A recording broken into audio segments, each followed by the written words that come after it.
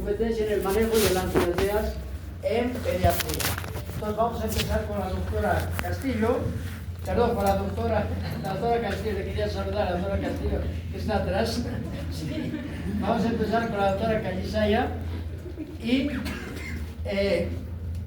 luego de esto, ¿sí? Una vez las dos charlas, entonces vamos a poder compatibilizar algunos criterios y va a ser importante la participación de ustedes si acaso hay dudas o hay preguntas que necesitan aclaración. Bien, entonces, bienvenidos, muchas gracias. Un aplauso, por favor, para...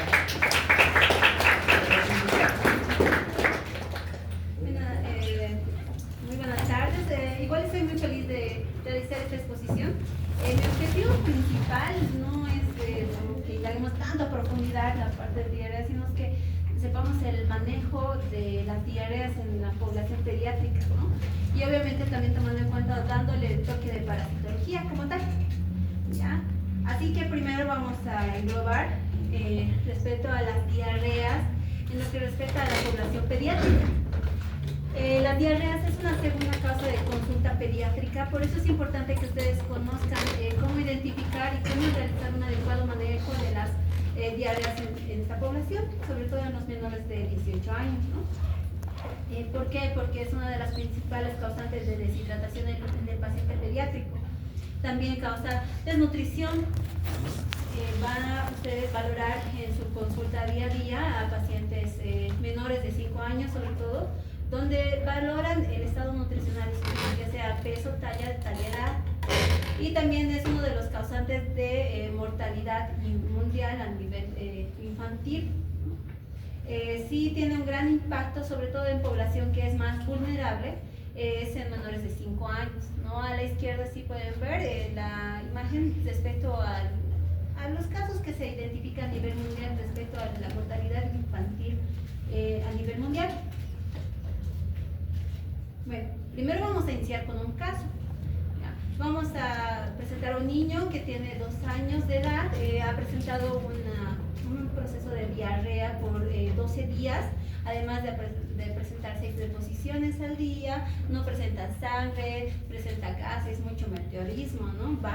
Bajó de peso en los últimos días o durante las últimas semanas, no se ve un adecuado incremento de peso, además de que este paciente pues vive en una guardería.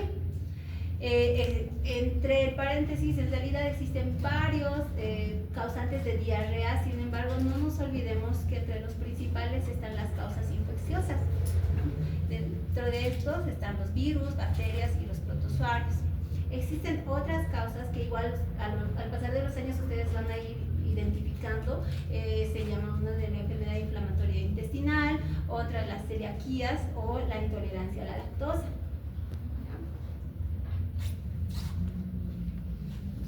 Primero, vamos a ir definiendo qué es una diarrea como tal.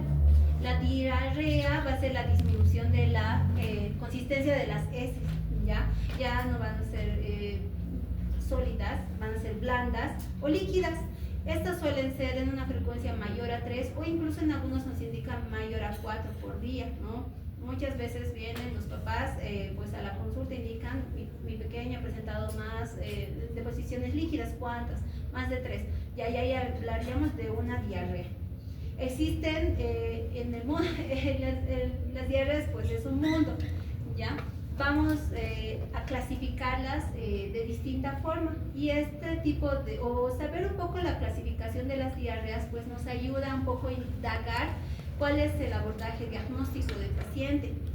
Dentro de la duración vamos a hablar de una diarrea aguda cuando esta no dura más de 7 días, una diarrea prolongada cuando dura de 7 a 14 días o ya hablaríamos de una persistente de 14 a 30 días y cuando es ya una diarrea crónica que la pueden presentar muchos de esos pacientes, ya hablaríamos cuando presenta pues por más de 30 días. ¿Ya? Esto es muy importante, sobre todo si nosotros indagamos o estamos sospechando una diarrea por protozoarios.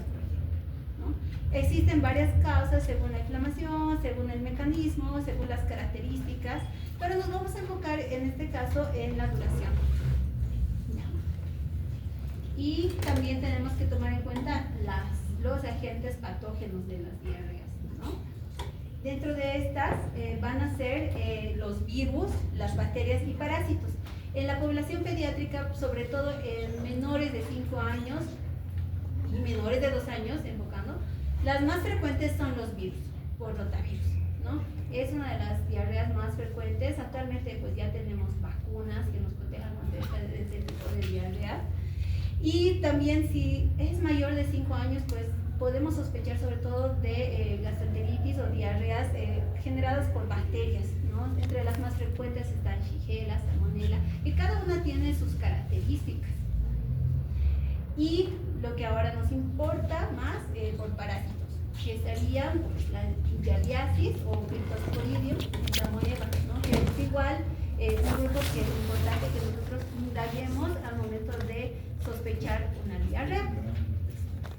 ¿Ya? Para entender mejor las diarreas, pues tenemos que hacer un repaso de fisiología. Ustedes ya están igual en segundo año, justo llevan la parte de fisiología. Vamos a hacer un repasito así chiquito, rápido, en la cual tenemos que comprender este intestino, ¿no? Que tiene una capa mucosa donde tiene bastante inmunoglobulina A, tiene microorganismos, la microbiota, también tiene microvellosidades, ¿no? Ya, microvellosidades que pueden ver allá, que nos ayudan en la absorción de los distintos micronutrientes. Estas microvellosidades se van a encontrar en las enzimas, ¿no? Las disacáridas, las sacarasas, ¿no? Que ustedes han ido viendo en la parte de fisiología. Y los enterocitos es donde se procesan pues, estas proteínas, ¿no? Estos aminoácidos. Estos enterocitos van a estar irrigados por vasos sanguíneos, por un vaso quilífero. Los vasos sanguíneos es donde se van a transportar los nutrientes, ya sean los aminoácidos. En los vasos quilíferos se absorben las grasas, ¿no? Y mediante eso pues se genera, van después al sistema porta, al hígado, y ahí se metabolizan los aminoácidos y las grasas. Pero ¿qué pasa dentro de la fisiopatología? Ya, si ustedes muy bien van a abarcar esta parte del tercer año, es igual, es importante tener unas pequeñas nociones de lo que pasa, ¿no? En la fisiopatología. A nivel de los virus, como hemos visto, sobre todo estos ingresan y atacan a los enterocitos, van a generar destrucción de los mismos.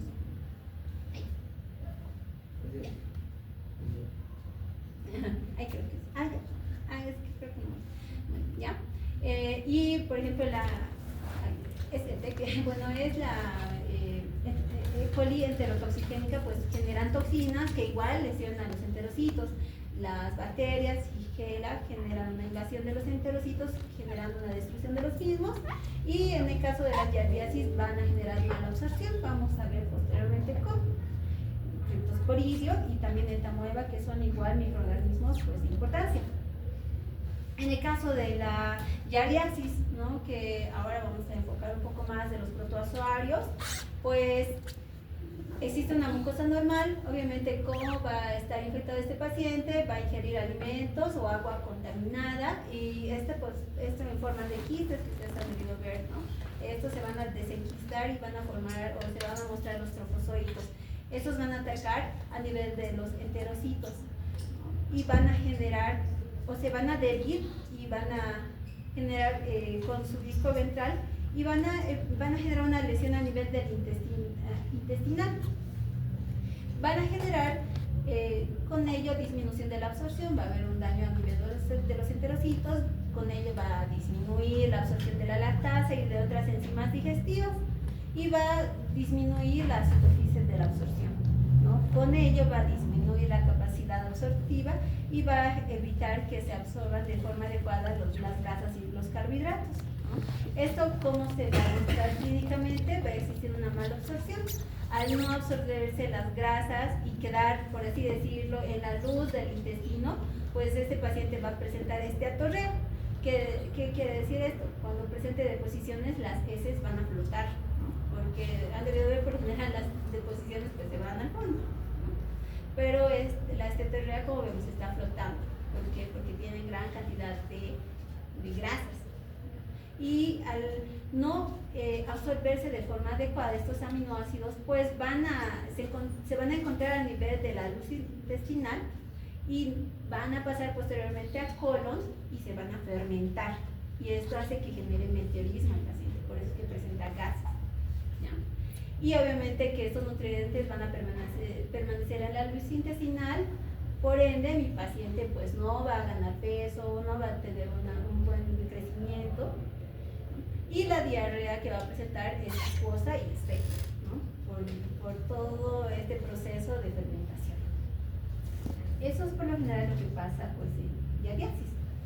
Y en otra diarrea que también nos interesa saber el mecanismo de la fisiopatología para entender posteriormente el diagnóstico y el abordaje, pues es la nueva histolítica, ¿no? Como ustedes han visto, igual y crece este parásito por medio de la ingesta de alimentos, se va a desenquistar o una desenquistación, por así decirlo, y este trofozoito va a tener cierto trofismo por el intestino grueso, ¿no?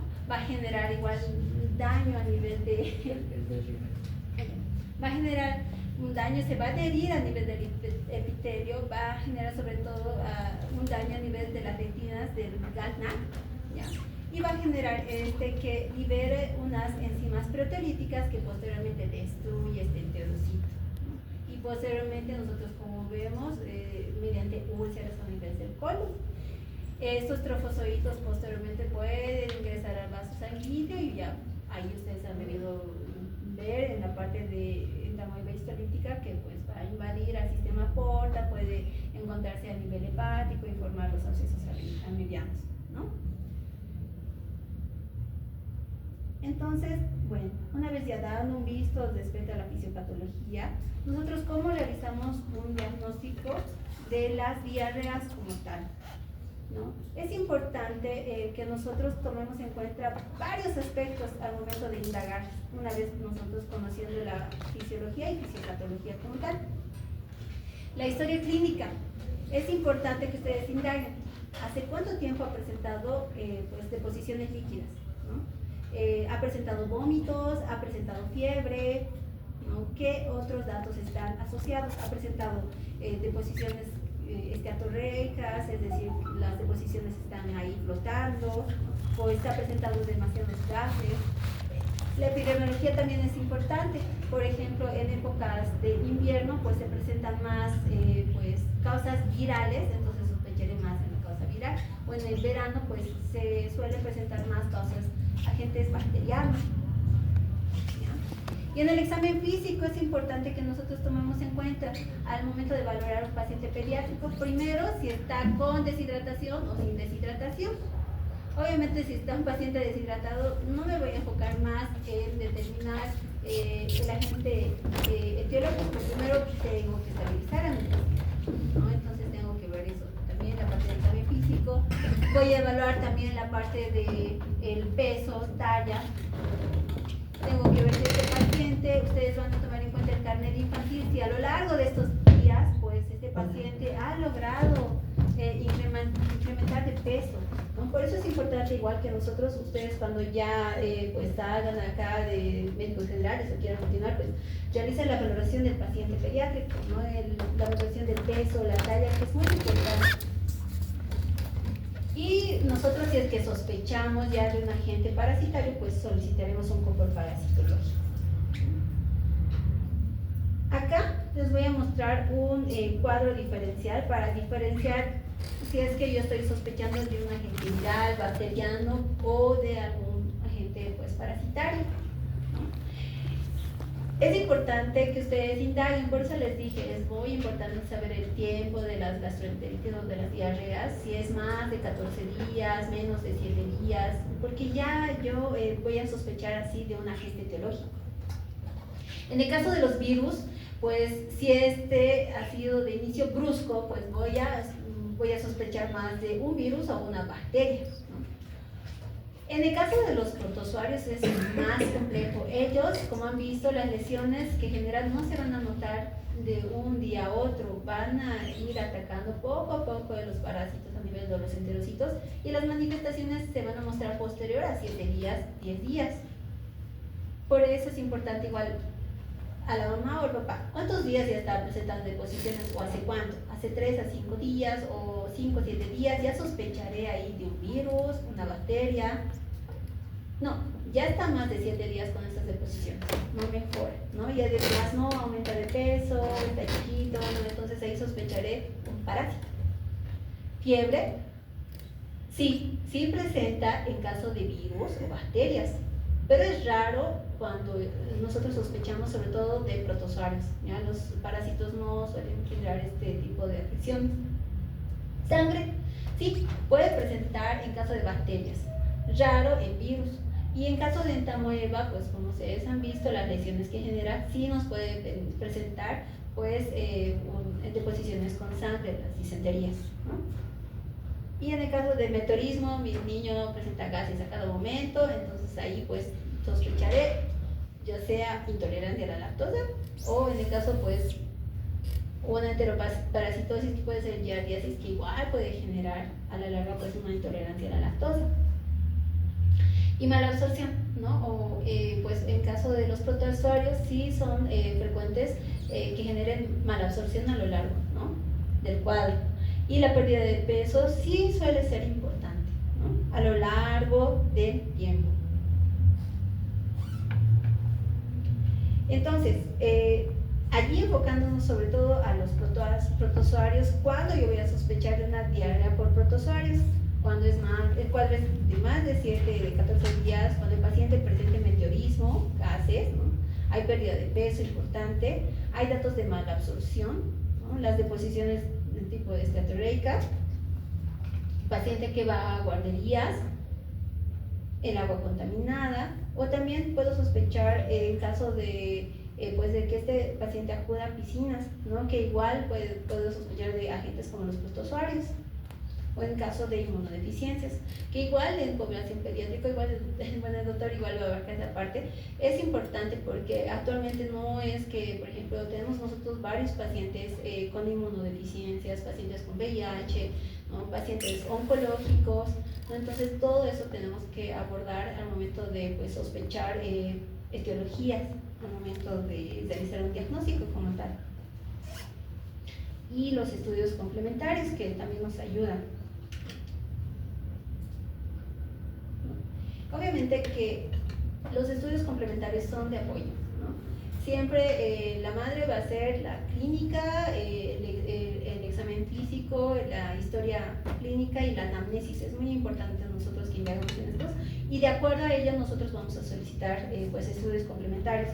En el caso de parásitos, de protozoarios, el examen directo en fresco es el ideal, ¿no? Porque nosotros podemos ver ahí al trofozoito en su forma, ¿no?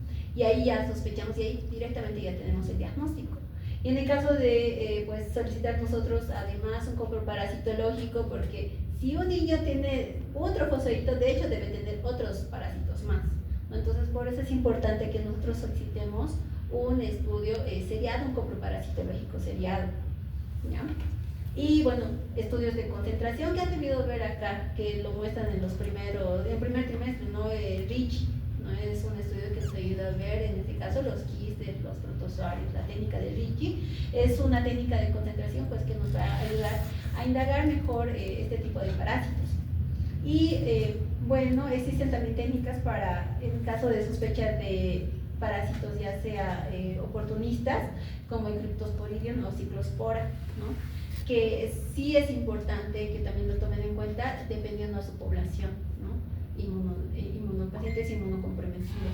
No se olviden que inmunocomprometidos no necesariamente tienen que ser un adulto con VIH, puede ser un paciente oncológico, ¿no? Puede ser un paciente pues, renal, ¿no? Existen bastante población comprometida. Y obviamente que existe la lista que bueno, también emplean en algunos países, sin embargo, la verdad sí se puede ver que en nuestro país al menos sí tenemos buen ojo por la parte diagnóstica de laboratorio, porque sí realizan un adecuado examen directo y seriado, ¿no? Sin embargo, a veces cuando no encontramos ningún parásito o no es difícil pues, encontrar, pues a veces nos podemos ayudar con otros estudios. Ahí está el estudio por concentración y ahí está por técnica de Ciel-Nielsen en el caso de Cryptosporidium. y el ELISA. Ahora, el momento para realizar el manejo de mi paciente pediátrico, como les dije, ahí está, inestable,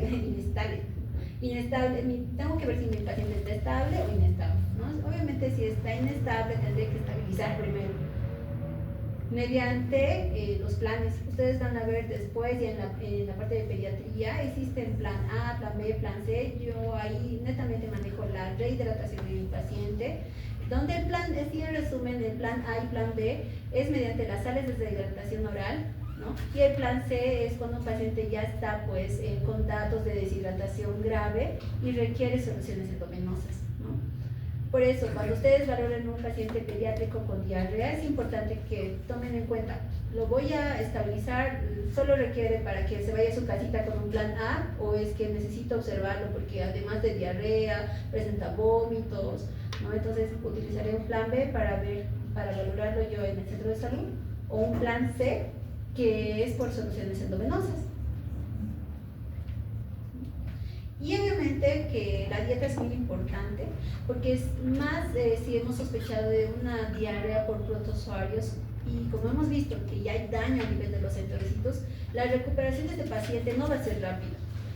Va a ser incluso, se va a ver mejorías después de incluso 2 semanas, en algunos niños que ha habido bastante lesión a nivel de los enterocitos, 4 a 6 semanas, y por eso se evita incluso que estos niños consuman lácteos, ¿no?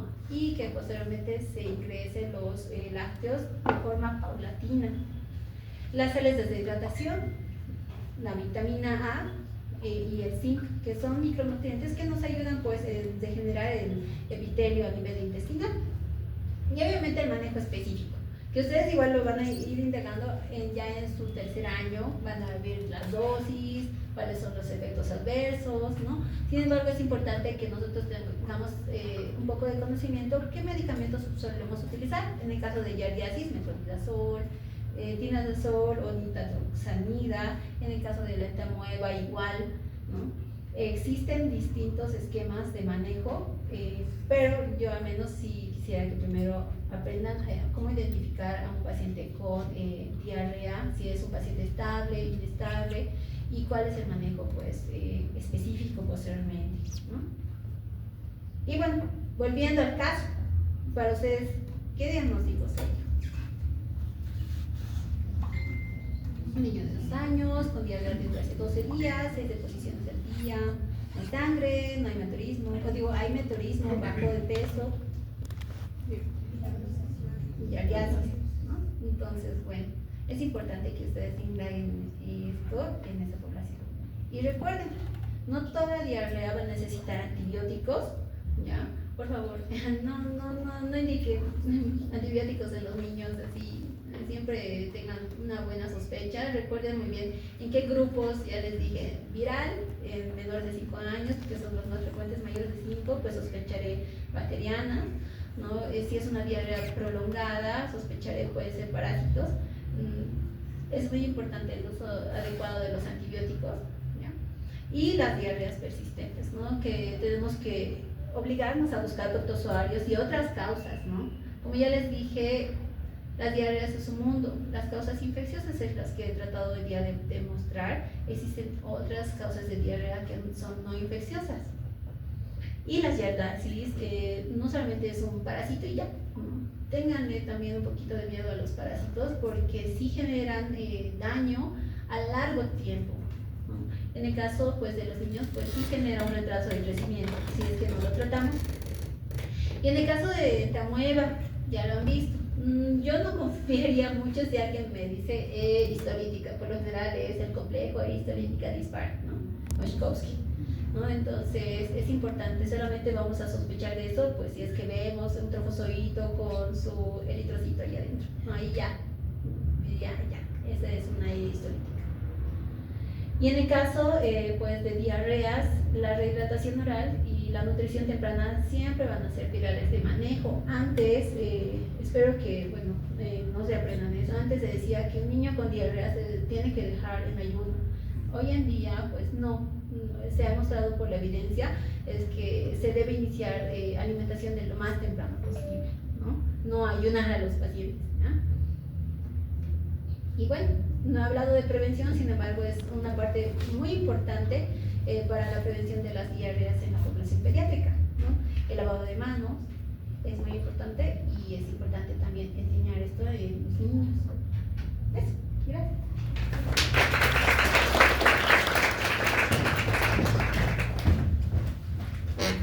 Bien, muchas gracias. Luego de la presentación del doctor Valdivia vamos a tener una discusión. Entonces, doctor Valdivia, por favor, bienvenido, muchas gracias. Muchas gracias, doctores, por la invitación. Es un gusto para mí volver a mi casa de estudios, ¿no? Yo estudié hace como 20 años, ¿no? Hace 21 años exactamente estaba con ustedes en esta aula pasando microbiología, aquí al lado parasitología, ¿no? Y creo que fueron las materias que más me impresionaron y me llevaron a luego especializarme en lo que ahora hago, ¿no? Día a día, que es el manejo y diagnóstico de enfermedades infecciosas. Y pues bueno, muy complacido, voy a hablar un poco de esto de los pacientes inmunocomprometidos, ¿no? Mientras carga la presentación, un poquito vamos a ir recordando, ¿no? O sea, como dijo la doctora que me antecedió, no solamente son pacientes con VIH, ¿no? Ya ustedes deben saber del VIH, es una infección que conlleva una disminución de las células que se encargan de la inmunidad, las células CD4, ¿no? Simplificándolo, porque el virus daña estas células. Sin embargo, a partir de hace 30 años casi ya, tenemos un tratamiento efectivo. Incluso en Bolivia ya hace 7, 8 años tenemos un tratamiento que está casi a la par de países del primer mundo, es gratuito, gracias a organismos internacionales tenemos esa ventaja. Y los pacientes con VIH, ¿no? Salvo que tal vez sean indisciplinados, abandonen su tratamiento, pues llegan a esas etapas graves de la enfermedad. En cambio, la mayoría, por lo menos la mitad, un poco más, de los pacientes con VIH tienen un buen seguimiento, y eso hace que dejen de ser, entre comillas, inmunocomprometidos, ¿no? ¿Cuándo es el problema? Y actualmente es mucho más en el contexto de los pacientes que reciben, ¿no? Como dijo la doctora, terapias para el cáncer, por ejemplo, ¿no? Que tienen cáncer por sí mismos, ¿no? Que reciben tratamientos para otras enfermedades autoinmunes, ¿no? La artritis reumatoide, el lupus, enfermedades del riñón, del cerebro, que son autoinmunes y que los médicos tenemos que darles medicamentos, sobre todo los corticoides, para bajar las defensas y que la enfermedad no los altere más, no les haga más daño. Pero ahí, lamentablemente, al bajar sus defensas, los ponemos susceptibles a estas enfermedades infecciosas que son más graves, atípicas, con presentaciones raras, como vamos a ir viendo.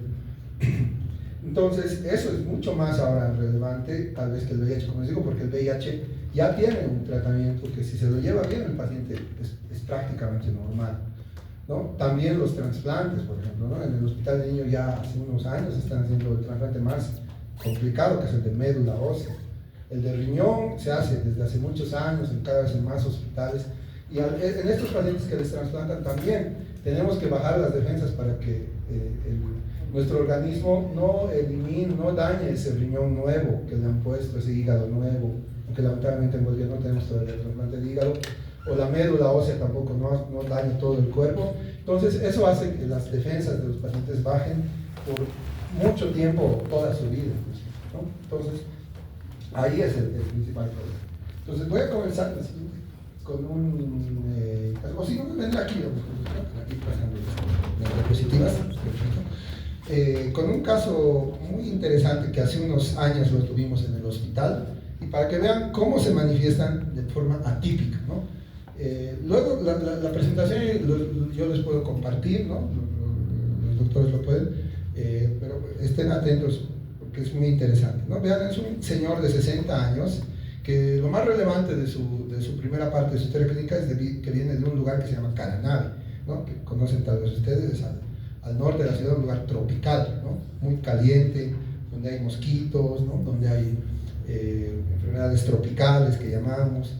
Entonces, como antecedentes médicos, él se había diagnosticado de tuberculosis, pero unos años atrás, 4 años casi antes de de que la vimos, ¿no? Y había tomado su tratamiento. Sin embargo, 6 meses antes, como pueden ver, él comienza con un cuadro de tos, ¿no? O sea, tenía tos amarillenta, productiva, que iba y venía, y además de falta de aire, lo que se llama disnea. Al año van a ir aprendiendo eso, ¿no? Que se incrementaba y cuando hacía esfuerzo le faltaba el aire, se cansaba.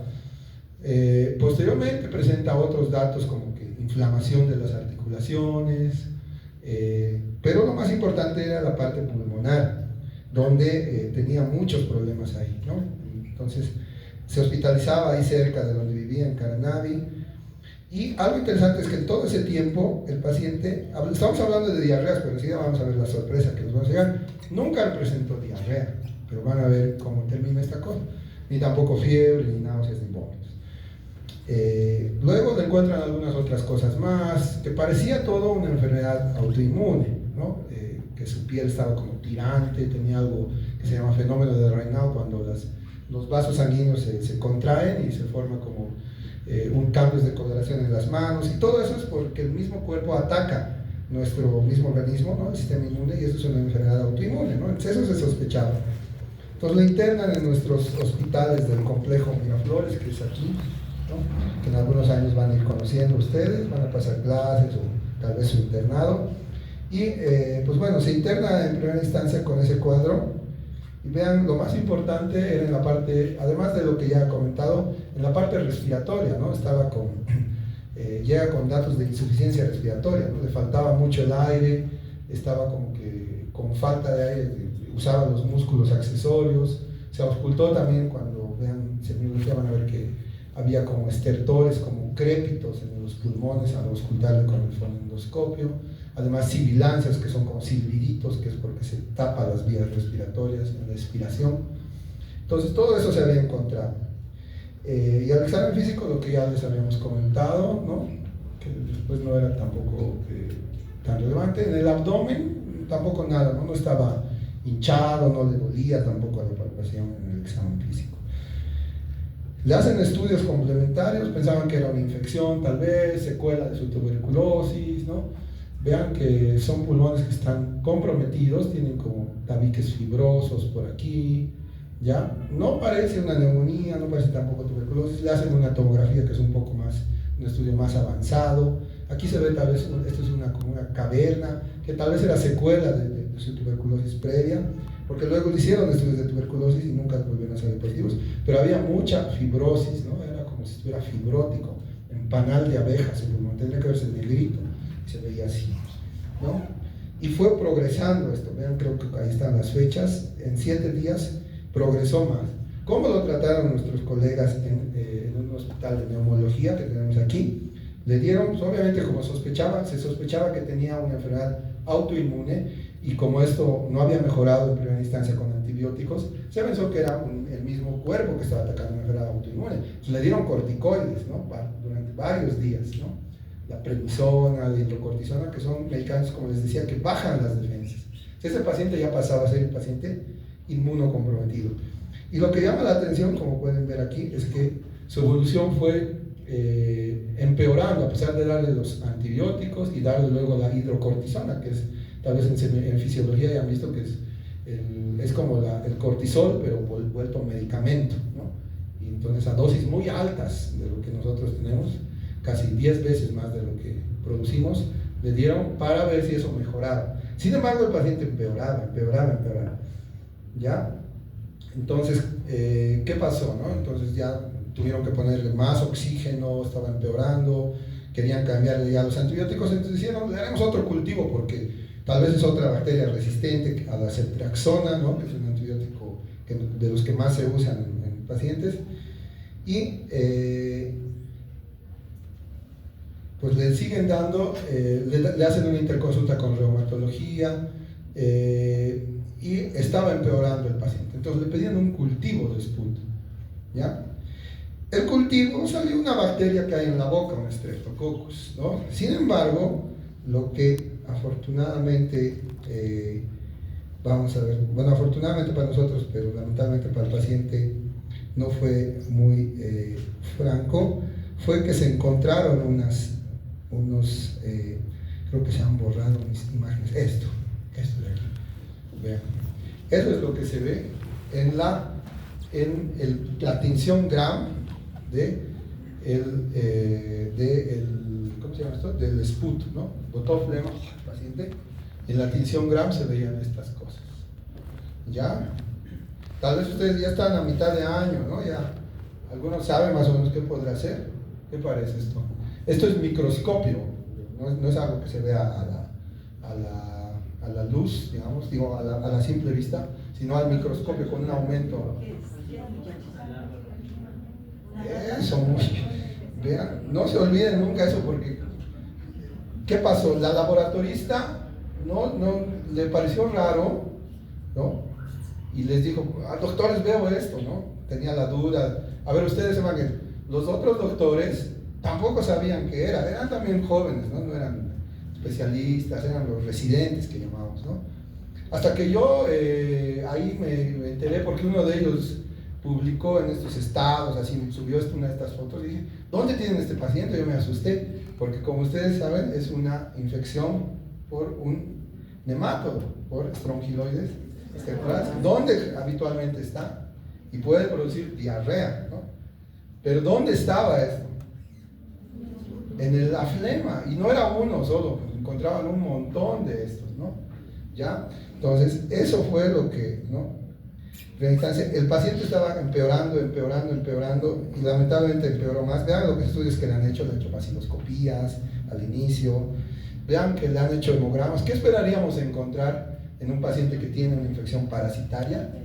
Eso, muy bien, no tenía eosinofilia, eso es otro dato que a veces no siempre nos podemos confiar y decir, si no tiene eosinofilia, no tiene esto, ¿no? ¿Ya? Le han hecho ego, le han hecho procalcitonina, tampoco daba, al principio estaba baja, pero ha ido aumentando, eso también llama la atención. Eso también puede orientar a una infección bacteriana concomitante, ¿no? Si ustedes ya saben, si se han aprendido ese ciclo hermoso del parásito, ¿no? Van a ver que el parásito entra por el intestino de una manera desenfrenada, porque las defensas del paciente están bajas. ¿Por qué creen que están bajas? Por ese corticoide que le han dado. Lamentablemente, a veces bien, a veces no tan bien, por el tratamiento para bajar las defensas por su enfermedad que se sospechaba que era autoinmune, que tal vez sí el paciente también tenía eso, ¿no? Entonces, eso puede llevar bacterias y causar infecciones en la sangre, esos parásitos, ¿no? Entonces, vean los otros estudios que tenía ahí. Y bueno, finalmente los cultivos desarrollan microbiota normal. De hecho, lamentablemente aquí no tengo una foto, pero en otros lados, ¿cómo creen que algunos laboratoristas, sobre todo, se dan cuenta de este parásito? Porque el cultivo salen bacterias normales. Tal vez en microbiología ya han debido ver, ¿no? Cómo es un cultivo, unas colonias que son como puntitos. Pero esas colonias como que tienen como caminitos en el cultivo. Qué lamentable que no haya podido poner una foto ahí. Ya, pero ese es dato de que las larvas, que son mínimas, se están moviendo todavía en el medio de cultivo y están arrastrando las bacterias, ¿no? Ese es otro dato que también puede orientarnos. Le han hecho estudios para su enfermedad, ¿no? Y descubrieron que también tenía una esclerodermia, que es una enfermedad autoinmune. En un par de años tal vez lo van a ver en reumatología, ¿no? Entonces tenía esta enfermedad, evidentemente, pero más importante aún era que tenía ese parásito, ¿no? El paciente siguió mal. ¿Recuerdan qué tratamiento es para esto? ¿Ah? Algo que en la pandemia se usaba harto. Ustedes todavía no estaban en la pandemia, no se ponen al inicio. ¿Sabes qué era? Después, muchachos. Eso, muy bien. Se le ha dado ivermectina, se le ha dado también otro antiparasitario, que es albendazol, junto con los dos, por vía oral, porque lamentablemente no tenemos esos antiparasitarios por vía endovenosa, y su evolución fue lamentablemente mal. Se fue a terapia intensiva, lo tuvieron que poner un tubo, una intubación, ¿no? Y falleció después de un tiempo este paciente. ¿Ya? Entonces ese era el diagnóstico, una hiperinfección por Strongyloides estercoralis, edema de pulmón, síndrome de distrés respiratorio. Y ahora vean que esta infección, ¿dónde originalmente estaba? Obviamente no viene de la biología, estaba en el intestino, ¿no? No tenía, o el paciente no sé si se acostumbró por otro motivo, no tenía diarrea, tal vez tenía megacolon o alguna otra cosa, pero nunca presentó una diarrea. Entonces vean que la mayoría de los pacientes, aquí obviamente no es un caso clásico, ¿no? La mayoría de los pacientes que tienen esta infección tienen síntomas gastrointestinales, dolor, náuseas, vómitos, diarrea, ¿no? A veces de mucho tiempo.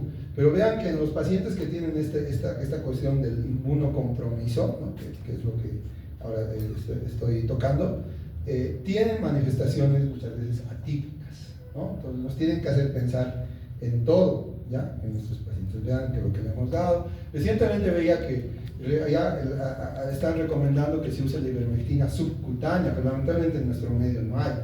Creo que hay que usar la de los animales en estos casos graves, ¿no? Obviamente, si es una diarrea leve, el paciente no está mal, ¿no? Encontramos el parásito, se le da ivermectina 2 dosis, se le repite a veces una semana después y el paciente ya se va curado, ¿no?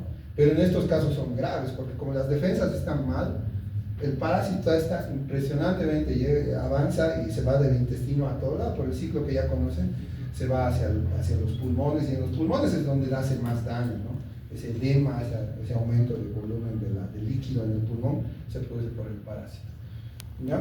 Como ven, tuvo también una sobreinfección por una bacteria que se lo esperaba, ¿no? Este caso lo presentó una de mis residentes hace unos años, como les digo, ¿no? Por eso lo copié. Ahora es residente de infectología, precisamente, en Cochabamba, en la residencia ahí está, ¿no? Entonces esa es una revisión que se hace. Ahorita voy a poner aquí está mucho mejor esto. Entonces ese es el síndrome de hiperimmune. Entonces ese es el principal factor de riesgo de inmunosupresión por corticoides, mucho más inclusive que el VIH, por ejemplo, ¿no? Yo veo mucho VIH en mi práctica y muy rara vez hemos tenido infecciones graves. Sí, a veces en los de Caraná y esa área tenemos infecciones, pero así graves como que se muera con este paciente, no, muy raro, ¿no? La quimioterapia también. Hay un virus también muy interesante que se llama HTLV1 que disminuye las defensas y también puede producir, incluso más que el VIH, predisposición a este parásito, ¿no? Las neoplasias. Y esto es lo mismo para todas lo que vamos a ir hablando, ¿no? Para las bacterias comunes, los virus también, ¿no? Desnutrición, alcoholismo, diabetes. Esto es un poquito menos, siempre es enorme. Estos son los más importantes y estos a veces menos, ¿no? Pacientes alcohólicos, desnutridos, diabéticos, mal controlados en hemodiálisis, tienen algún riesgo, pero no es tan grande como estos de aquí arriba, ¿no? Entonces, vean esa parte. Y la presentación clínica, como hemos visto, diarrea, pero a veces puede faltar, como en este caso, ¿no? Y una perla clínica, lo que les decía, ¿no? ¿Por qué creen que a veces la eosinofilia no está presente? Creo que en la mayoría de los pacientes, cuando es grave la estrongiloidosis, no se presenta, porque les estamos dando corticoides, y los corticoides lo primero que hacen es bajarlos falsamente, ¿no? O sea, falsamente bajan, no se ven porque el corticoide hace como que baje, ¿no? Su efecto farmacológico, ¿ya? Entonces, hay que tener mucho grado de sospecha en ese contexto. Les voy a dar unos cuantos casos más para ya la otra mitad de la sesión. Este no es un caso que vimos, vamos a ver algunos que sí lo tuvimos, pero este es un caso que lo saqué de la literatura. Es una mujer de 83 años, ¿verdad? ¿No? Ella tiene antecedente de que vive en una residencia de ancianos, ¿no? Como dijo la doctora antes, a veces hay riesgo en los niños que vivan en guarderías, también en los ancianos y en los adultos hay riesgos por vivir hacinados, por ejemplo, ¿no? O por vivir a veces en el hospital o con mucho medio con el hospital, ¿no? Ir al hospital cada cierta vez. Se colonizan, se llama, ¿no? O sea, adquieren bacterias a veces raras o virus en ese interín, ¿no? Entonces esta paciente tenía una enfermedad que se llama linfoma, que es un cáncer de la sangre, para lo cual le han dado quimioterapia con estos tratamientos, ¿no? Tienen ya sus mecanismos de acción, son fuertes, ¿no? Muchos de ellos no los tenemos aquí, el rituximab sí. Y posteriormente a 5 veces que le han dado esa quimioterapia, porque son varias veces que tienen que darse, presenta escalofríos, vómitos y diarrea, pero no fiebre, ¿no? Vean que no tenía fiebre. A veces dicen, si la fiebre está presente, pues sí, hay que preocuparse por la diarrea, pero observen que aquí tenemos una paciente por 2 motivos muy inmunocomprometida. La edad, ¿no? Más de 80 años, siempre el sistema inmunológico va para abajo, y también su enfermedad de base, ¿no? Entonces vean que tenía mucha diarrea y 6 días después de eso presenta otra vez cuadro de dolor abdominal, diarrea acuosa hasta 7 veces al día. Esta sí era una diarrea terrible, sin vómitos o náuseas, ¿no? Al examen febril estaba estable, no tenía datos así, pero la diarrea primero tuvo, luego volvió a tomar. siempre, ahorita vamos a hablar de un poquito más de una bacteria que, ¿no? Cuando yo era estudiante de microbiología hace 20 años, no se la tomaba en cuenta, siempre se la ponía al último de los Clostridium, ¿no? Tetania primero, ahora yo 2 veces he visto, ¿no? Una así, me han mostrado un video y otra una vez visto el tétanos. Luego el botulinum, nunca he visto, el perfringens, como no tenemos cultivos adecuados en nuestro medio, nunca tampoco hemos tenido, aunque tal vez hemos tenido, y finalmente nos decían el Clostridium difficile, pero era porque hace 20 años pues, era diferente la epidemiología, ¿no? Ahora es completamente distinto, y este Clostridium es más importante, esto vemos todos los días en el hospital, es una diarrea que sucede por el uso de antibióticos. Entonces, sospechan esto, le toman muestra para esta bacteria y le dan metronidazol, que es el tratamiento, con mejoría parcial, ¿no? Y aparentemente salió positivo, mejoró algo, ¿no? Pero sin embargo después seguía el paciente con diarrea. Entonces ya le iban a dar otra vez la quimioterapia, ¿no? Mejoró un poco el paciente el estado general, pero posteriormente vuelve a tener dolor intenso, diarrea crosa, le toman otra vez la muestra para el Clostridium difficile, le toman para parásitos, y además le hacen algo que ya hace, como les digo, hace años, no lo teníamos, hace unos 10 años ya está entrando, que es las famosas PCRs, ¿no? Entonces las PCRs permiten con material genético diagnosticar infecciones, ¿no? Tienen muchas desventajas, la principal es el costo, ¿no? En nuestro medio esto vale por encima de 1.000 bolivianos hacer. Entonces, o sea, aquí la mayoría de nuestros pacientes en el hospital no pueden hacerse eso, tampoco el SUS, el sistema de salud, puede, digamos, costear esto, ¿no? Entonces, además a veces diagnostican infecciones que son banales, leves o dan falsos positivos, tiene esa gran desventaja. Sin embargo, en este contexto tal vez sí era importante hacerlo, ¿no? Una PCR múltiple para varios patógenos, parasitarios, bacterianos y virales, ¿no? Le iniciaron medicamentos con rehidratación y medicamentos antidiarreicos con leve mejoría, ¿no? ¿Cuál creen que era la causa de esta? Puede ser cualquiera, la verdad, pero hay algunas características interesantes, ¿no? Que era muy inmunocomprometida, que no tenía fiebre, ¿no? Que ya le habían hecho para Clostridium, había tratamiento y no había mejorado.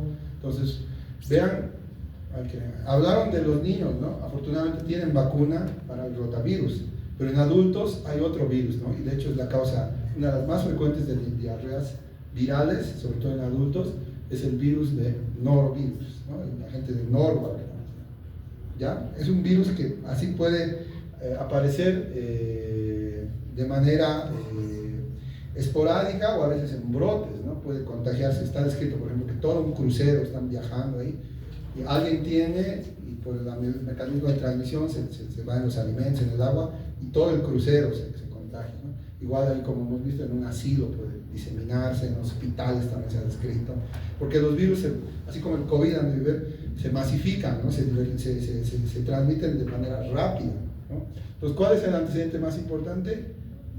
Este puede ser, pero más importante la ocupación, la residencia de ancianos, ¿no? Probablemente, ¿ya?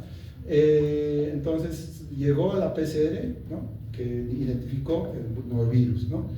Ahora, ¿qué hacemos? Los virus muchas veces no tienen tratamiento, ¿no? Rotavirus hay vacuna, afortunadamente, pero la mayoría de los virus no tienen un tratamiento bien establecido, muchos son tóxicos, caros. Entonces, aquí vean, el paciente continuó con diarrea, a pesar de que le dieron el tratamiento para la quimioterapia, porque obviamente si el linfoma avanza, pues puede ponerse peor el paciente, ¿no?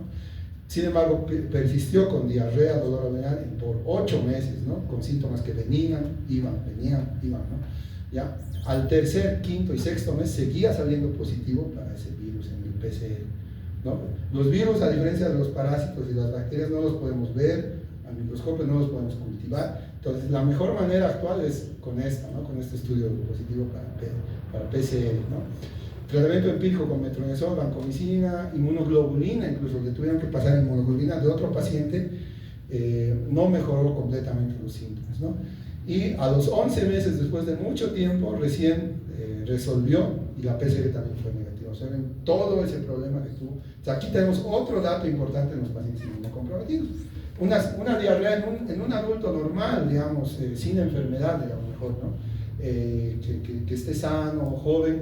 Una diarrea por norovirus, ¿cuánto dura? En un niño inclusive, por rotavirus, digamos, si está vacunado o no está en un niño. 3-5 días nos comentó la doctora, ¿no? Observen un inmunocomplejo, ¿cómo puede ser? Puede incluso llevarles a la muerte, deshidratación crónica, otras complicaciones. Por internarse, por eso puede complicarse con otras infecciones, ¿ven? Entonces, tiene también características muy importantes, ¿no? Entonces, vean que la diarrea no solamente también es producida por bacterias, ¿no? Eso me encantó el último mensaje que les dio, uno de los mensajes más importantes que les dio la doctora, fue que no usen antibióticos para cualquier diarrea. En adultos se aplica lo mismo, ¿no? Porque también no solo hay que ver el contexto, ¿no? En inmunocomprometidos tal vez sí hay que tener un poquito más de sospecha de que puede ser una bacteria grave, ¿no? Y ahí vamos a usar tal vez con más frecuencia el antibiótico. Pero en un paciente sano, que no tenga esos antecedentes, pues puede ser no solamente por una bacteria, que a veces incluso las bacterias dan la diarrea y se pasan en 2-3 días, no es necesario dar antibióticos, ¿no? Pueden ser también por medicamentos, puede ser por enfermedades autoinmunes, ¿ya? En los hospitalizados es muy común, por ejemplo, les ponen la dieta enteral, que se llama por una sonda a los pacientes, y comienzan a tener diarrea, ¿ya? Los medicamentos, como les he dicho, ¿no? Algunos alimentos, inclusive, sobre todo en el hospital, pueden tener este problema, ¿ya? Procedimientos incluso. Entonces, no solamente son por infecciones, y dentro de las infecciones también, no son siempre por esas bacterias que podemos nosotros tratar con antibióticos, ¿no? Muchas veces son por virus, como ya estamos viendo, por otras bacterias que a veces no tienen un tratamiento, a veces son por toxinas inclusive, ¿no? Por ejemplo, Staphylococcus aureus, Bacillus, causan, porque contaminan los alimentos y tienen unas toxinas que causan una diarrea súper rápida, ¿no? En horas, y dura 1 o 2 días la mayoría de las veces, ¿no? Entonces ahí no nos sirve de nada del antibiótico porque es la toxina, no la bacteria la que está causando esa diarrea, ¿no? Como estamos viendo también los parásitos, ¿no? En algunos contextos a veces son más importantes que en otros, y bueno, también las bacterias, aunque esto es un poquito más, ¿no? A veces también por eso es importante ver la parte clínica, aunque a veces también, como hemos visto, es atípico, se camufla, ¿no? Por ejemplo, cuando hay una diarrea inflamatoria, se llama así cuando es diarrea con sangre, con mucho moco, ¿no? Son varias deposiciones y no mucha cantidad, ¿no? A diferencia de las no inflamatorias, que son más por aumento de la secreción o mala absorción, ¿no? Como el caso que vieron de la Yardi, ¿no? Entonces, en este caso, las inflamatorias, a veces ahí es un poco más probable que sea una bacteria, ¿no? Salmonella, Shigella. ¿Dónde creen que están estas bacterias? Eso también es muy importante, porque yo siempre estoy ahí peleándome, renegando en el hospital, hasta a veces alzo un poquito la voz porque me molesto. Porque, ¿dónde creen que están? A veces sí puede pasar con la contaminación famosa fecal-oral, ¿no? Muchos parásitos, pero muchas de estas bacterias, sobre todo Salmonella no TIFI, ¿no? Que en los inmunocomprometidos a veces es más importante que la TIFI, ¿no? La Campylobacter también, algunas E. colis, ¿ya? Estas sobre todo, ¿no? Y un virus aquí que lo he puesto también aparte, que es el citomegalovirus, bueno, esa es la parte. Pero esas que les digo, ¿dónde creen que están? En los animales, ¿ya? En los animales que nosotros comemos a veces, ¿ya? ¿Cuáles creen? A ver. El pollo, exacto, muy bien, exacto, los pollos. Entonces el pollo, la carne de pollo tiene muchas bacterias, ¿no? Su tracto gastrointestinal está lleno de estas bacterias. Igual que los reptiles, pero afortunadamente los reptiles no comemos tanto como el pollo, ¿no? ¿Ya? Entonces, el pollo puede tener esto, los huevos, ni qué decir, ¿no? Es raro que se consuma pollo crudo, pero a veces se hace una parrillada así con pollo mal cocido, o se apuran en la rostería y les dan un pollo medio. O sea, ahí está el riesgo, ¿no? Y ni qué decir de los huevos, eso sí se acostumbra, ¿no? La gente come a veces huevo crudo, esos batidos que se hacen, ¿no? Está bien, se puede, pero hay siempre este riesgo, ¿no? Y en un inmunocomprometido eso puede ser un riesgo de muerte, ¿no? Hemos tenido pacientes que, por ejemplo, con leucemia, que se han comido así un huevo por error, y han llegado con choque séptico, o sea, que su presión ha bajado, estaban con datos de que la infección estaba en todo su cuerpo, y en el hemocultivo encontramos salmonella, ¿no? Pues obviamente la causa era eso, ¿no? ¿Qué se recomienda en otros lados hacer con los huevos? Pasteurizarlos, ¿no? Porque si quieres comerlos crudos, si te gusta, digamos, o hacer un batido, por ejemplo, habría que pasteurizar, que no siempre es fácil, ¿no? Es un poquito complicado de hacer. ¿No? Entonces, allá en mi hospital les dan, tal vez en otros pacientes no, pero en mis pacientes que tienen VIH, les dan huevo crudo porque quieren subirles la albúmina, ¿no? Y ahí estoy yo renegando, haciendo escándalos, ¿ya? Porque pues me da mucho miedo, realmente. Es algo que aprender esto pues, nos lleva, ¿no? A tener ese miedo. ¿Ya? Bueno, entonces, ¿qué pacientes con diarrea aguda requieren a veces evaluación y tratamiento? Aquí tienen algunos de los datos de que en adultos, sobre todo, nos van a llevar, digamos, a hacer estudios complementarios y tal vez considerar un tratamiento antibiótico, ¿no? Esto ya no tanto para inmunocomprometidos, sino en población en general. Obviamente, si el paciente es inmunocomprometido, ya tenemos que tener mucha más alarma, ¿no? Lo que ya hemos comentado, VIH, que no tomen tratamiento sobre todo, pacientes con cáncer, con corticoides, con otros medicamentos para sus enfermedades, ¿no? Ancianos también, cuando tenga mucho dolor abdominal, más de 50 años también, la temperatura, entonces en todo eso, si tiene cualquiera de esto, ¿no? Se requiere hacer una evaluación médica, ¿no? Más detallada, a veces hacer estudios como estamos viendo ahí, ¿no? Hemocultivo muchas veces, cultivo de heces también, ¿no? Como estamos viendo aquí, o si aquí en los estudios citológicos no muestran, también ya se va a un tratamientos solamente de sostén, ¿no? La diarrea crónica es aparte, muy rara vez es infecciosa si dura más de un mes, eso ya es más de gastroenterología, son otras enfermedades, ¿no? Enfermedad celíaca, enfermedad inflamatoria intestinal, y tienen otros contextos. Entonces vean, aquí está mucho más a veces descrito todas las causas de que pueden dar diarrea, ¿no? Dentro de los parásitos, ahora podemos ver aquí, inmunocomprometidos, por ejemplo, ¿no? Cryptosporidium, ¿no? Que ya hablamos. Bueno, en nuestro medio es muy difícil diagnosticar porque muy pocos laboratorios hacen esa técnica que comentó la doctora, ¿no? El 100 Nelson modificado, ¿no? Que es la técnica ideal de Kim Jong, se llama, ¿no? Para diagnosticar este parásito, que es un protozoario que también puede dar una diarrea de 2 días, pero en un inmunocomprometido, así como ese paciente, puede darle meses de diarrea, ¿no? Que no se va, vuelve, que no se puede diagnosticar muy fácilmente, ¿no? Ciclosporia. Aquí están las bacterias que ya hemos comentado, Salmonella, Campylobacter, los virus que ahorita vamos a ver, citomegalovirus, que no es un virus clásico que dé diarrea, pero que los inmunocomprometidos sí. ¿Ya? Y aquí están algunas otras, digamos, situaciones donde el paciente tiene, ¿no? Factores de riesgo, ¿no? Viajar a algunos lugares, la comida que ha comido, ¿no? Aquí, por ejemplo, ¿no? Aquí están las comidas. Huevos o carne de pollo, Staph aureus, Salmonella, Campylobacter, ¿no? Arroz frito, Bacillus, ¿ya? Las comidas almacenadas, a veces preparadas en la casa, Clostridium perfringens, o más que perfringens, botulino, ¿no? Es un poquito más de leche también mal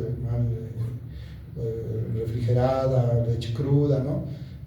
La listeria, Campylobacter, y también comidas de marca es más raro, nuestro medio Vibrio, ¿no? Que no tenemos mucho esto, ¿no? Ya, entonces vean, y vean también las tortugas dentro de los mascotas, ¿no? Perritos a veces Campylobacter, pero en tortugas Salmonella también, ¿no? U otros reptiles que, si es que aquí no se comen, pero hay contacto, ¿no? Cuando son mascotas. Afortunadamente es cada vez menos frecuente, ¿no? Ahora, ¿por qué muchas veces no hay que usar antibióticos? En niños sobre todo, pero también en jóvenes, hay algo que no sabemos qué tipo de bacterias. Entonces, si son, muchas veces podemos tener mala suerte y podemos activar, ¿no? Está descrito que, por ejemplo, con esta bacteria que se llama E. coli enterohemorrágica, H70157, nosotros le damos antibiótico y es más probable que se active el sistema inmunológico y haga un cuadro que causa enfermedad del riñón, trombocitopenia y anemia hemolítica. Eso se llama síndrome hemolítico urémico. ¿Ya? Eso está bien descrito. Entonces, por eso hay que tener claro cuándo nosotros vamos a iniciar antibióticos. No es a cualquier paciente, ¿no? Ahí, como hemos visto, otra vez podemos nuevamente repetir esta tabla. Estos son los datos que más nos ayudan y ahí tal vez se puede considerar iniciar antibióticos. Si tiene mucha fiebre, temperatura muy alta, ya datos de infección sistémica, sepsis, si la duración de la diarrea es muy prolongada, más de 3, 4 días, ¿no? Si tiene mucha diarrea, entonces ahí recién hacer estudios, ver el contexto del paciente y ahí recién tal vez usar antibióticos, ¿no? Ya hablando de los antibióticos, a mí el antibiótico que más me gusta para el manejo de estas de estas diarreas, si hay indicación, ¿no? Sobre todo estas bacterias comunes, no es tanto esa famosa ciprofloxacina, ¿no? Que muchas veces ustedes han de ver que, como que si tiene diarrea, cipro, ¿no? En niños no se usa mucho porque causa daño, ¿no? Para los tendones. En adultos también causa mucho daño. Entonces no es lo más adecuado. Yo prefiero siempre usar la acitromicina, ¿no? La acitromicina tiene mejor perfil de toxicidad, entonces la usamos mucho más en adultos, ciclos cortos a menudo, cuando hay indicación, como estamos viendo aquí, de tratar estas diarreas, ¿no? Ya, aquí aquí ese es el estudio que, ¿no? A veces también que es importante no tampoco usar mucho esta loperamida, ¿no? Eso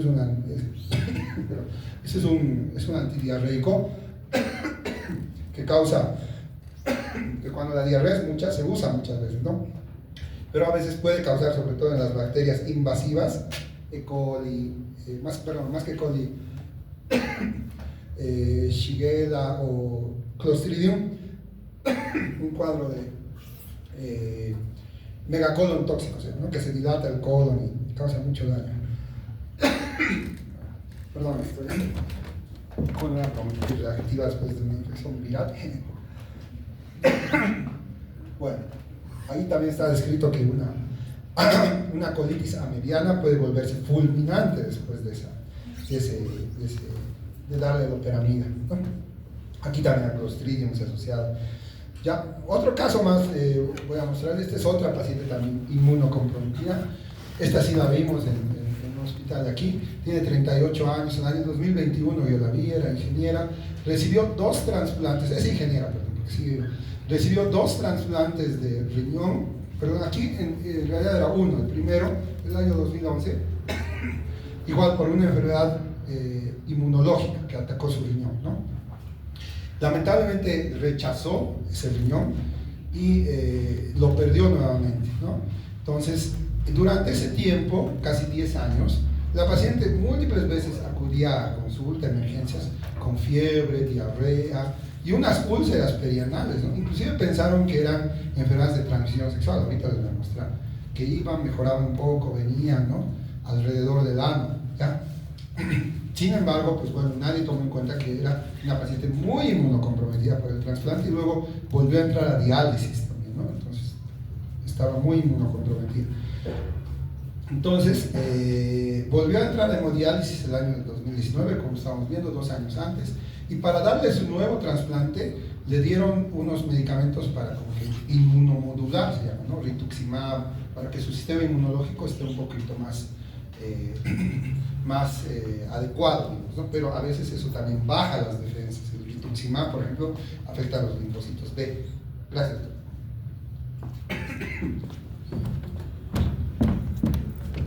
Ya, entonces, lamentablemente en mayo, cuando estaba en diálisis, hace también un cuadro gastrointestinal, unas úlceras en el duodeno, ¿no? Que pensaron que era porque le habían dado previamente un medicamento antitrombótico, que es el clopidogrel. Sin embargo, 2 meses después ingresa a terapia intensiva por convulsiones, estaba con mucha fiebre, diarrea mucho más importante, ¿no? La familiar, que era enfermera inclusive, nos decía, no, es porque la nutrición y eso le está causando la diarrea, y la diarrea también le irrita el ano y por eso tiene, ahorita les voy a mostrar las imágenes, ¿no? Entonces le habían dado antibióticos, como estaba en terapia intensiva, tenía estas lesiones, ¿no? Esta es la parte, los glúteos de la paciente, el ano, y alrededor tenía todas esas lesiones ulceritas, ¿no? Obviamente yo le decía, ¿cómo por la diarrea puede causar eso? Máximo causará una escaldadura, algo, ¿no? Entonces, eso para mí no es eso, tenemos que investigar por todo lo que tenía la paciente, ¿no? Entonces vean lo que lo atribuían a la humedad del pañal o a secundaria la diarrea. Entonces, ¿cuál creen que puede ser la causa? Podría ser, ¿no? Puede ser cualquiera, tal vez bacteria un poco menos, pero ya ahí pues, puede ser un parásito o puede ser también viral, ¿no? No tanto es el virus que hemos visto antes, el norovirus ni el rotavirus, que no tanto es de adultos, es más de niños el rotavirus, pero hay un virus que ya les comenté un poquito, que es el más frecuente en los pacientes que tienen las defensas bajas, inmunocomprometidos, ¿no? O tal vez no infeccioso, que no creo, ¿no? Por la fiebre y todo lo que tenías, poco probable que... Entonces, se le hizo los abordajes, le tomamos hemocultivos, le hicimos estudios para ese Clostridium que ya vimos, Le hicimos una biopsia al dermatólogo, lo hicimos traer a la fuerza, ¿no?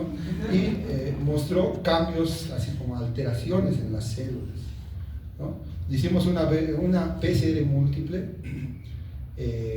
dos PCRs, una de las lesiones que hemos visto y otra de la sangre, y salieron dos virus, ¿no?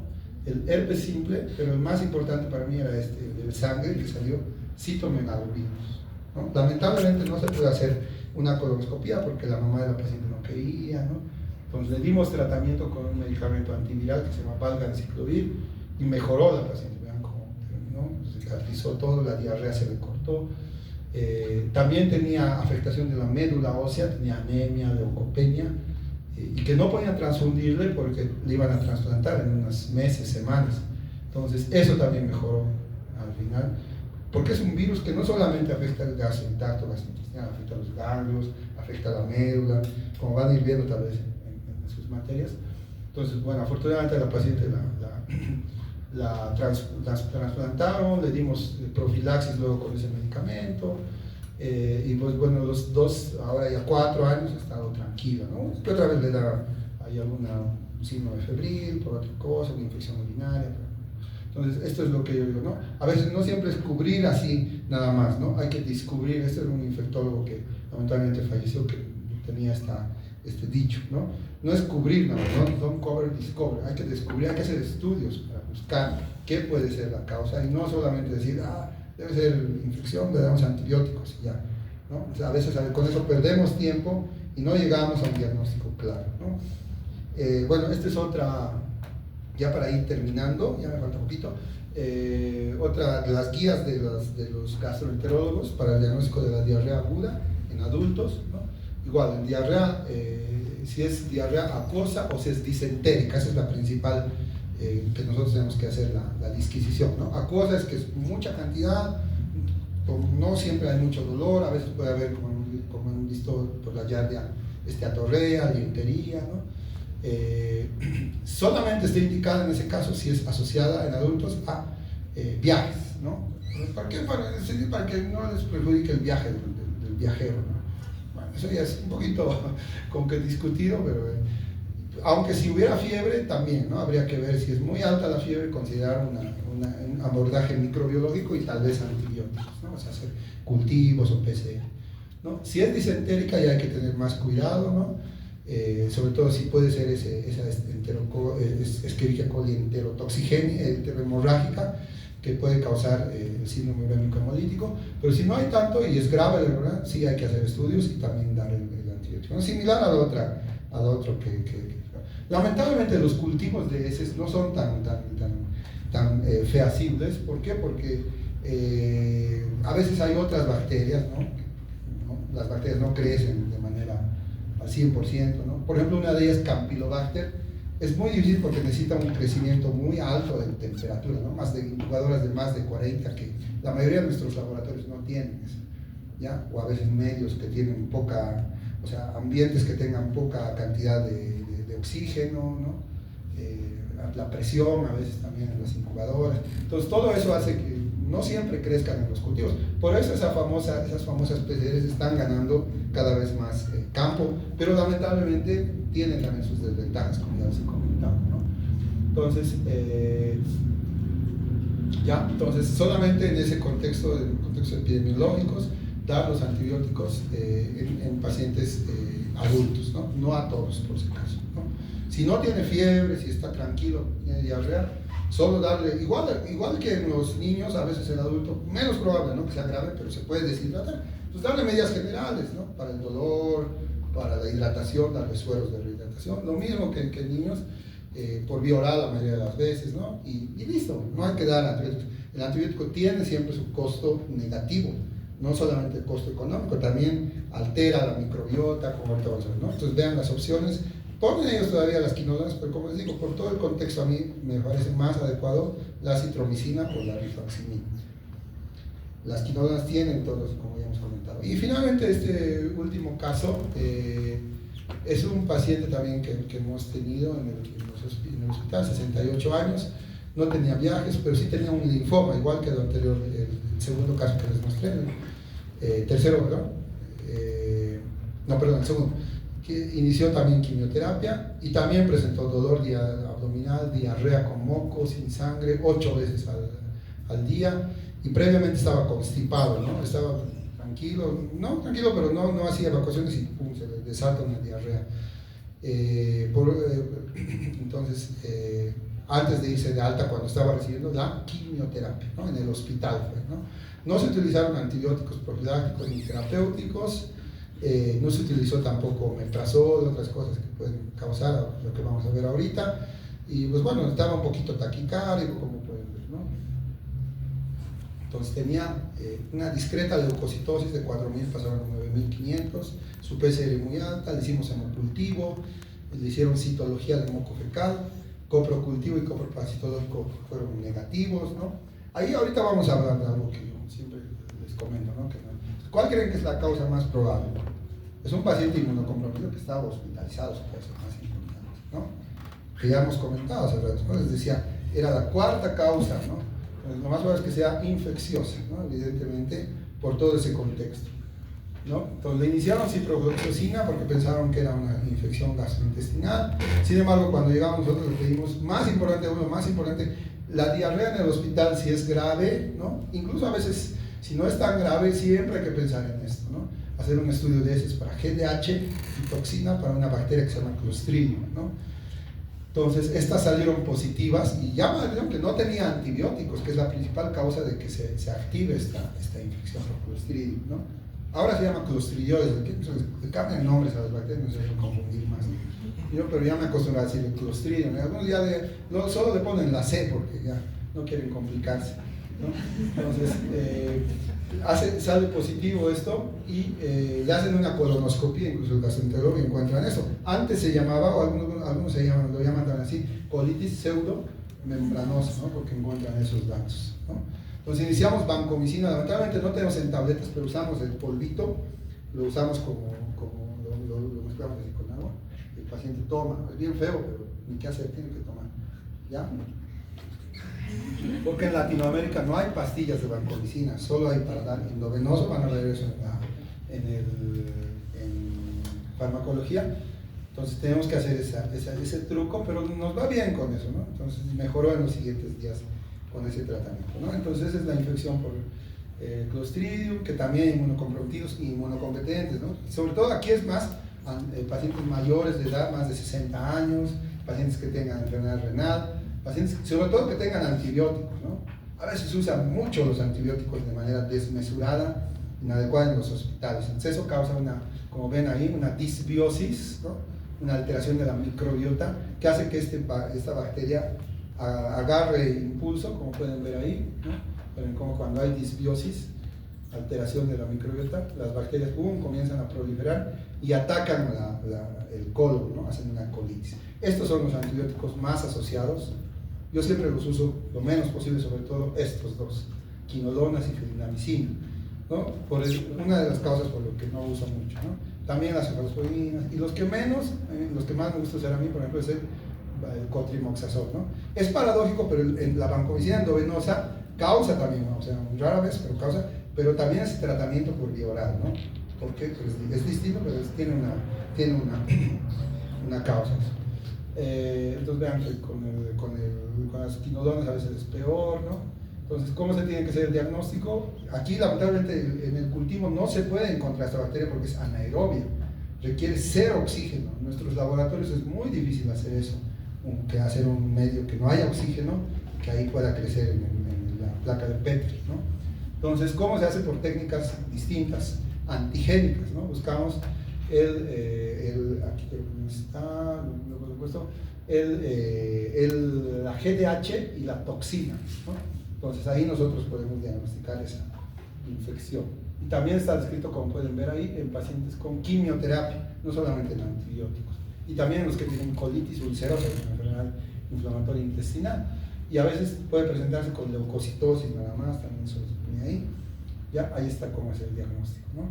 Siempre en todo paciente hospitalizado con más de 3 evacuaciones en 24 horas sin una causa aparente y con factores de riesgo, sobre todo los antibióticos, es que debemos hacer los estudios en heces, más que hacer colonoscopía, o a veces puede ser peligroso, no siempre hay los datos, ¿no? ¿Ya? Entonces así se hace, GDH imposible. Cuando llegué a Bolivia hace 9 años, muchos laboratorios no tenían, la mayoría, ¿no? Los hospitales no tenían. Afortunadamente ya están comprando, se ha conocido más, ¿no? Porque es una infección que hace, pues digo, hace 20 años cuando era estudiante no se conocía mucho, ¿no? Muy rara vez. Ahora es cosa de pan de cada día, es como una epidemia intrahospitalaria, en todos los hospitales esta infección, ¿no? Como les digo, la colonoscopia no siempre es recomendada, ¿no? Salvo en algunos casos, ya casi estamos acabando. Y bueno, algo también importante, yo a veces un poquito también de reflexión a los doctores o los residentes, que a los pacientes hospitalizados, ¿no? Llegan tranquilos, ¿no? No están con diarrea, ¿no? A veces los ancianitos viejitos están con estreñimiento más bien, ¿no? Y le están dando antibióticos, les tratan sus infecciones, ¿no? Y de repente comienzan a tener diarrea. ¿Qué les piden en primera instancia? El estudio coproparasitológico. Entonces, ¿tú crees que un parásito puede adquirir aquí en el hospital? Que la comida del hospital tenga diarrea, creo que es muy difícil, ¿no?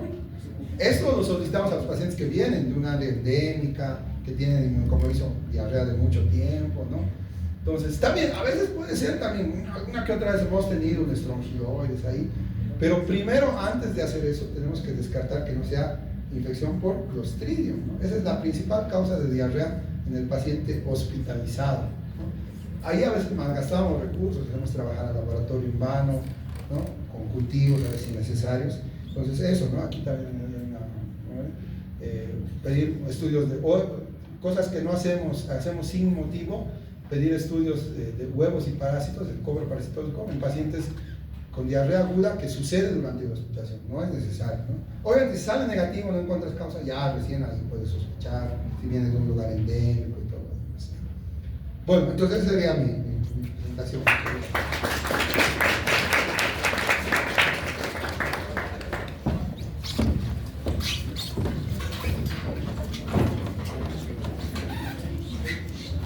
Bien, muchas gracias, doctor. Y por favor, doctora. Sí. Bien. Cuando el doctor empezaba a hablar del primer caso, sí, yo le decía a la doctora Durán, estrongiloidosis, por el antecedente, miren una cosa, el antecedente epidemiológico, de dónde venía el paciente, y además el hecho de que él había recibido corticoides. ¿Por qué?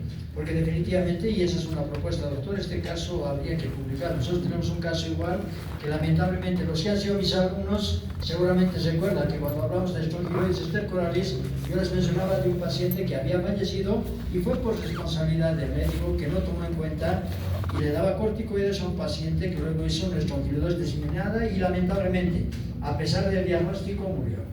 Entonces estos son casos que ustedes ven se van presentando, pero también lo interesante de que, ojo, las diarreas deben enfocarse pensando que puede ser infeccioso o no ser infeccioso, que puede ser parásitos, puede ser bacterias, etc. Creo que ha sido una muy buena combinación de los dos colegas. Entonces, si hay alguna pregunta, por favor. Miren, yo voy a motivar un poquito una discusión y es sobre la nitazoxanida. Evidente, y justamente están aquí dos personas que manejan y con mucha frecuencia los visitadores médicos y los libros motivan el uso de la nitazoxanida. Nosotros siempre les hemos dicho, espero que todos los docentes les hayan dicho, que ojalá reserváramos la nitazoxanida para la criptosporidiosis porque es de pronto nuestra única alternativa. Y eso que no es 100% efectiva, a veces funciona y otras veces no. Y no utilicemos nitazoxanida para todo, ¿no? Entonces, digamos, a pesar de que los libros lo dicen, y los visitadores médicos obviamente nos van a convencer porque quieren vender su producto, ¿no? Y el otro mensaje fundamental que ya lo han dado los dos colegas, no utilicemos antibióticos por cada diarrea. La mayoría de las veces no son necesarios, ¿sí? No sé si a propósito de eso, doctor, puede hacer un comentario. Sí, doctor, muchas gracias. La nitazoxanida, sí, como dice, es la indicación. Solo hay evidencia para dos, digamos, parásitos sí, 2 parásitos, hay evidencia que se activa, ¿no? Luego han encontrado en los laboratorios que algunos otros parásitos también, digamos, les afecta este antiparasitario que es la nitazoxanida, pero no es así una evidencia franca, ¿no? Nosotros en medicina tenemos que buscar evidencia clínica para decir si un tratamiento es o no. Experimentos que han hecho previamente en pacientes, ¿no? Con un protocolo, tomando en cuenta la ética, muchas cosas, ¿no? La metodología. Entonces, donde hay estudios así fehacientes son, como dijo el doctor, con criptosporidium y con Giardia, ¿no? Tal vez Giardia, ¿qué ventaja tiene de que disminuimos un poquito la cantidad de días? Porque con metronidazol tenemos que darles 7 días, pero con nitazoxanida podemos usar solo 3 días, ¿no? Sin embargo, hay una opción mejor, inclusive, que es el tinidazol, que solamente una dosis ya le das al paciente. Pues bueno, entonces, si queremos hablar, tal vez sería mejor, pues, ¿no? Yo estoy de acuerdo con el doctor en esa parte de que la nitazoxanida deberíamos reservarla para... Pero bueno, es a veces difícil diagnosticar el criptosporidium, ¿no? Necesitamos esa tinción especial, no todos los laboratorios tienen. Tal vez si esta PCR entrara, pero tiene también, como les diría, sus inconvenientes, ¿no? Se podría diagnosticar. En pacientes con VIH, donde una que otra vez hemos visto o sospechado esta infección por criptosporidium, también a veces muy relevante, muy importante es iniciar el tratamiento antirretroviral. La misma inmunidad a veces hace que el parásito se contenga, ¿no? Y ya, bueno, si sigue con mucha diarrea o para ayudarle más, podemos dar también la nitazoxanida un poco más de tiempo, ¿no? 7 días.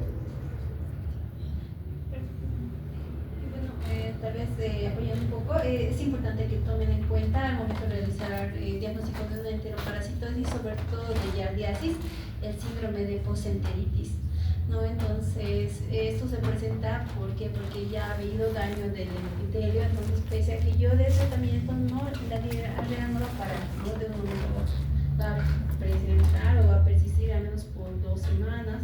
Es importante eso tomar en cuenta porque a veces no sigue con diarrea, tengo que dar otro tratamiento, ¿no? Entonces eso también es importante al momento de realizar el tratamiento. Bueno, ¿alguna pregunta? Yo quiero agradecerles a los doctores.